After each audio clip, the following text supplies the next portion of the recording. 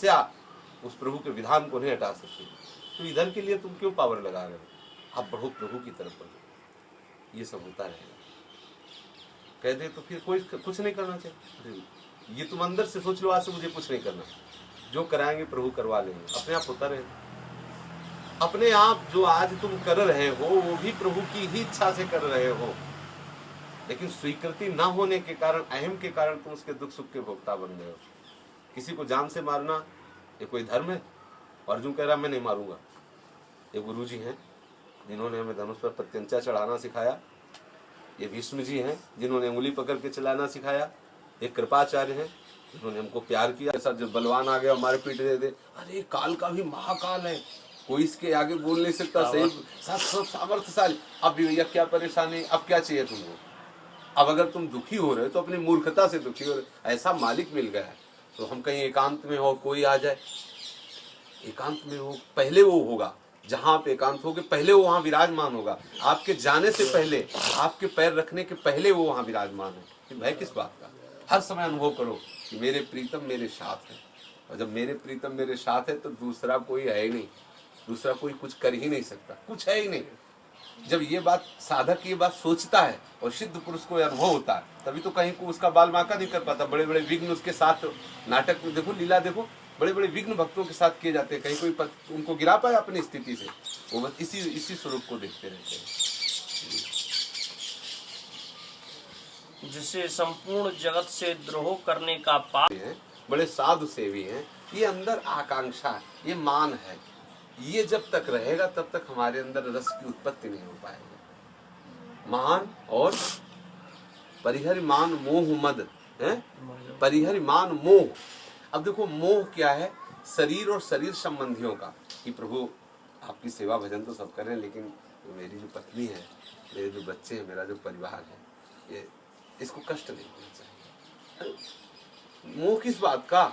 सही पूछो तो तुम अकेले नहीं रह सकते थे, इसीलिए पत्नी और बच्चों का रूप धारण करके तुम्हारे पास आया है। तुम अकेले नहीं रह सकते थे ना, तुम्हारे तो वो क्या करे, अब बहुत प्रेम करते हैं, वो बड़े तुम्हारे प्रेमी हैं, तो उन्होंने पत्नी रूप धारण कर लिया और उन्होंने पुत्र रूप धारण कर लिया और आपके साथ हो गए। अब आप इतना मोह, अगर उनको असली रूप में देखो प्रभु आप ही हो तो फंसोगे नहीं, अगर मेरी पत्नी तो फिर घाटे का सौदा हो जाएगा, क्योंकि प्रभु को जो ही भूलोगे ते ही आप दंड के पात्र बन जाओगे। फिर माया आपको अपने अंदर में ले लेगी, प्रभु के अंदर से आप अलग हो जाओगे। इसलिए मोह और मद, अहंकार मत करो। जो कुछ हो रहा है प्रभु की इच्छा से, मान लो आपसे कोई सत्कर्म हो गया, कोई बहुत बड़ा सत्कर्म हो, तो अहंकार क्यों करते हो कि मैंने किया? अगर आप कर सकते थे तो पहले कर लेते। अगर नहीं कर पाए हो तो निश्चित समझो प्रियाजू के द्वारा ये कराया गया है, श्री जी के द्वारा कराया गया है। भक्त का हर कार्य ठाकुर के द्वारा होता है, उनके इष्ट के द्वारा होता है। मोह मद क्या है? मान, मोह और मद भजौ कोश लाभ, इन तीन का त्याग करना है। मान का त्याग करना है, मोह का त्याग करना है और अहंकार का त्याग। ये तीनों तभी त्याग हो जाएंगे जब प्रभु की कृपा हो जाएगी। वास्तविक पूछो तो तुम त्याग नहीं कर पाओगे। आसपास से इतने डंडे लगा दिए जाएंगे कि अपने आप अनुभव में आने लगेगा कि नहीं हम सबसे छोटे हैं। हर प्रयास निष्फल कर दिया जाएगा। जितना तुम मान चाहोगे उतने तुम्हारा अपमान करवा दिया जाएगा। जहां जहां तुम मोह करोगे उसे मोह का नाश कर दिया जाएगा। प्रभु कृपालु, और जितना अहंकार करोगे उतने नीचे झुका के रौन देंगे। समर्थ डॉक्टर है। शरण में होने के बाद ये भी मत सोचो कि यार मान मोह मद हटने के बाद ही रस मिलेगा, तो मान मोह मद का ऐसे हटेगा। हटाना हो हटा देना, हटाना हो ना हटा देना, अपने तो आनंद लो। अपनी जो बात है वो ऐसी, मान लो ये हटाना है तो आप समझ लो हटा लो। उनसे बता दो कि हटा देना है मान मोह मद। सुनते हैं कि आपके मार्ग में परेशानी की बाधा है, हटा देना, आपको आवश्यक समझ में आवे तो हटा। हम तो जैसे हैं तैसे आपके हैं, बस इतनी बात है। देखो कितना आनंद आता है। और ये बोझा मत लादना कि हटाना वो करना है। हटाना करने की हमारी सामर्थ्य होती तो फिर आपके पास क्या था? करो ना, आप जो हटाना हटा दो, जो जोड़ना जोड़। एक चीज हमको केवल करनी है, उनसे अलग नहीं होना। बिसरियो इस पे हमारा समझौता नहीं होगा। याद उनकी भूल जाए ये समझौता नहीं होगा कि अब याद करवाना हो तो करवा लेना, न करवाना हो तो न करवा लेना। ये अभी स्थिति नहीं है। जब ऐसी स्थिति आ जाएगी ना, तो ऐसा संतों ने कहा है कि मैं राम का भजन नहीं करता, राम मेरा भजन करता है। ऐसा कहा है संतों ने। वो स्थिति अलग है। अपनी इस पे समझौता भी नहीं करना, क्योंकि अपने समझौता कर लेंगे तो खिसक जाएंगे दूसरी जगह। अपनी स्थिति नहीं है ना, और सब ये समझौता है। सुमिरन में समझौता नहीं होगा। सुमिरन तो बस यही चित्त में है कि बिसरियो ना बिसारियो, ये बात में, और सब ठीक है, इस पे कभी समझौता नहीं करना। आगे निर्माण शून्यता, आशा बंधा, समुत्कंठा, नाम गाने सदा रुचि, आसक्तिस तद्गुणाख्याने, प्रीतिस तद्वसति स्थले इत्यादयोनुभावास्युर जात भावांकुरे जना। अगर अपने अंदर आशा बंधा, प्रतिक्षण आशा है, मुझे नित्य विहार की सेवा मिलेगी, मुझे पर प्रियाजू की अनुपम कृपा है, समुत्कंठा, उत्कंठा पूर्वक वो है, हमारे ऊपर श्री जी कृपा है। अरे क्या जाता है, कहो ना, देखो कृपा का अनुभव होने लगेगा। अपनी मस्ती, अलबेली मस्ती, बेपरवाह हो, कैसे हो रहा, चिंता है, किसी बल का और आश्रय, तभी तो बेपरवाह नहीं हो पा रहे। जब बल हो जाएगा ना, बेपरवाह होने लगेगा। वो हमारी है, उनकी कृपा से सब बात बन जाएगी और ठीक है, चकाचक आनंद खाओ पियो, आनंद लो। हर समय उनके चिंतन मनन में, भजन में चित्त जाते, और उनके सिवा कोई आश्रय नहीं, तो हम कहाँ जाएं? हमारे पास कोई बल नहीं है। सुनेरी बले निर्बल के बल, मेरे बल श्री वृंदावन रानी, मेरे वो बल है, उन्हीं की कृपा से होगा। अब जो चीज हमें अंदर लगती है कि ये प्रियाजू से अलग है, उसके लिए हम रोएं, प्रियाजू से प्रार्थना करें कि इसको भी आप स्वीकार कर लो, हमारी इस वृत्ति को भी स्वीकार कर लो जो आपसे अलग है।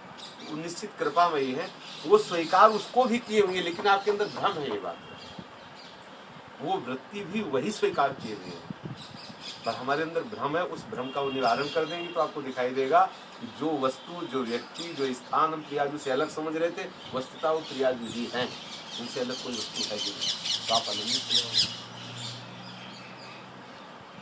भजन करो, खूब भजन करो, सेवा में, सुमिरन में, भजन में बस मगन हो।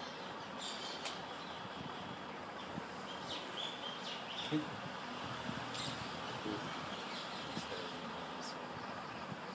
प्रसन्न रहा करो, स्वार्थ परमार्थ समर्पित कर दो श्री जी के चरणों, क्या बने क्या बिगड़े। जब तक अपने कल्याण की चाह है, तब तक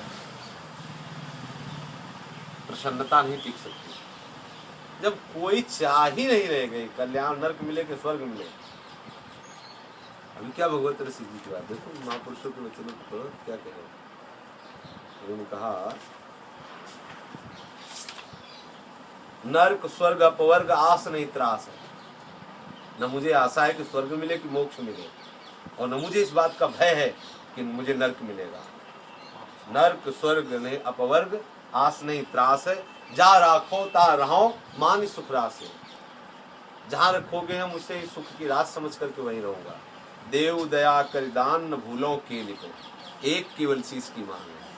तो मैं आपकी खेल विलास, लीला विलास को कभी भूलूं नहीं, एक यही दया करके दान दो, आपको भूलूं नहीं। देव दया कर दान न भूलों के लिखो, भगवत बलित तमाल बिलोकों में लिखो। आपकी कृपा से मैं आपको इस रूप में देख सकूं कि जैसे तमाल पर कंचन की बेल लिपटी हो, ऐसे श्याम सुंदर के हृदय से आप विराजमान हो, हृदय में लिपटी हो, ऐसा मैं दर्शन निरंतर करता रहूं और मुझे कोई आकांक्षा नहीं। और ये उनकी देव दया करी दान, ये मुझे दान दे, ये किसी साधन से नहीं मिला।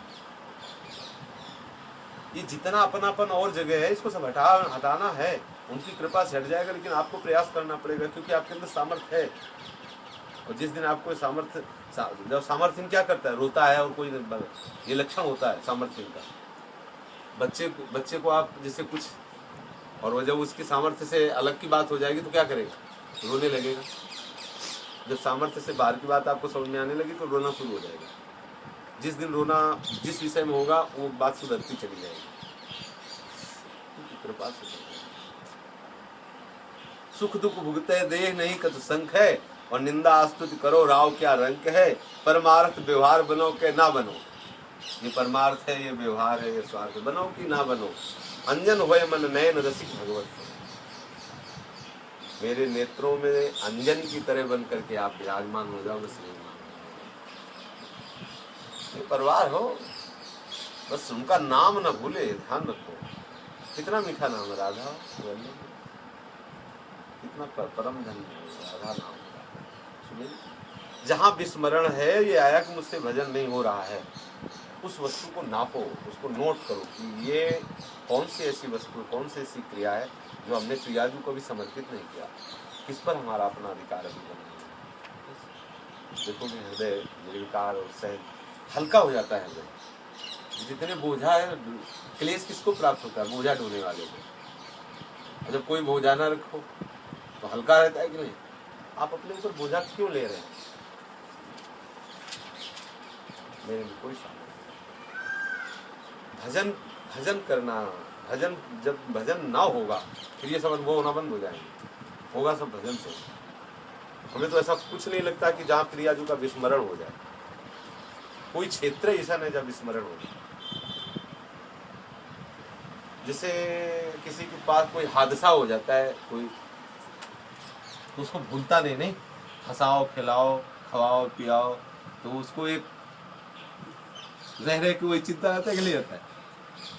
कोई घटना हो जाए, किसी अप्रिय का विछोह हो जाए या किसी प्रिय का मिलन हो जाए, दोनों बात है। किसी प्रिय का विछोह हो जाए या किसी प्रिय का मिलन हो जाए, दोनों स्थिति में जो एक चित्त पर गहरा प्रभाव पड़ता है, वो किसी स्थिति में, मान लो किसी के पुत्र मर जाए, अब आप उसको खूब हंसाओ खिलाओ, पिक्चर दिखाओ खाओ सब जितना जो कुछ है, लेकिन उसके गम को आप नहीं मिटा सकते हो। हंसेगा आपकी, हंसेगा खेलेगा, लेकिन अंदर जो उसके चलेगा ना, वो केवल उसी चिंतन चलेगा। ऐसे ही मान लो कोई नूतन अवस्था की बालिका है और उसको किसी नूतन बालक से प्रेम हो जाए, अब वो घर परिवार के सारे कार्य करते, हंसेगी बोलेगी सब कुछ करेगी, लेकिन उसका मन अपने प्रीतम के मिलन के लिए, अपने प्रीतम के रूप के दर्शन के लिए हर समय लगा रहेगा। ऐसी ही चित्त वृत्ति सारे संसार के कार्य करते हुए श्री कृष्ण से, प्रिया प्रीतम से मिलने, उनके दर्शन से, उनके स्पर्श। और यदि मान लो संयोग का सुख नहीं प्राप्त हुआ तो वियोग का एक शोक बैठ जाना चाहिए। तो वियोग का शोक बैठ जाएगा कि अभी तो हमें प्रियालाल मिले नहीं, तो कि जितने भी सुख हैं आपको सुखी नहीं कर सकते। मतलब जिनमें विरह प्रधान साधना होती है तो उसको सारे विश्व के जो